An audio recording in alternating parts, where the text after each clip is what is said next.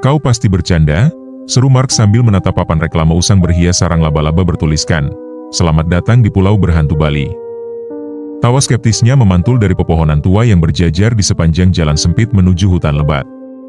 Temannya, seorang pemandu wisata lokal bernama Ketut, tersenyum penuh arti. "Kaulah yang menginginkan pengalaman asli," jawabnya, suaranya terdengar seperti gumaman pelan. Kedua sahabat itu telah merencanakan perjalanan ini selama berbulan-bulan, mencari petualangan di luar pantai-pantai asri dan pasar-pasar ramai di Bali.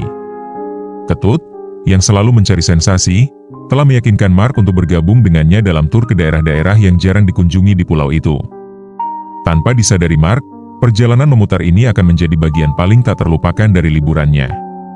Matahari terbenam di balik cakrawala, memancarkan cahaya mencekam pada candi-candi runtuh yang tersebar di seluruh pulau.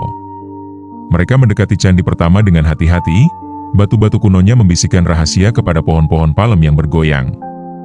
"Disinilah konon hantu leak berkeliaran," bisik Ketut, matanya terbelalak, bercampur antara kegembiraan dan kekaguman.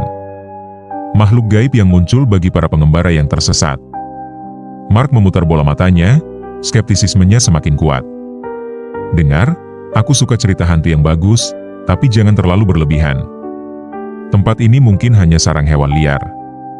Mengabaikan skeptisisme Mark, Ketut memimpin jalan, senternya menembus dedaunan lebat.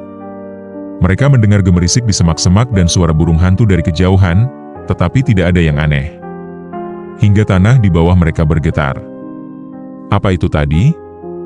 Suara Mark bergetar. "Itu hanya pulau," Ketut meyakinkannya, berusaha mengendalikan diri. "Itu hanya tanah yang bernapas." Namun getarannya semakin kuat, dan tiba-tiba, udara di sekitar mereka menjadi lebih dingin. Gemerisik itu semakin keras, dan dari sudut matanya, Mark melihat sekilas sesuatu bergerak cepat di antara semak-semak. "Ketut, kurasa kita seharusnya tidak di sini," kata Mark, jantungnya berdebar kencang. "Jangan khawatir, aku bisa mengurus ini," jawab Ketut, sambil mengeluarkan sekantong kecil berisi jimat dan menggumamkan mantra pelan. Tanah berhenti bergetar, dan suara-suara hutan pun sunyi senyap.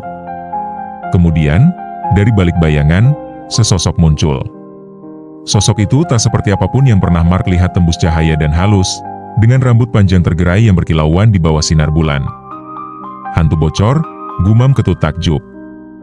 Roh itu mendekat, dan saat ia semakin dekat, Mark bisa melihat kesedihan terukir di wajahnya yang pucat. Ia mengulurkan tangan, dan yang mengejutkannya, Ketut menerimanya. Mereka mulai menari, gerakan mereka anggun dan seirama, seolah-olah mereka telah melakukan ini selama berabad-abad.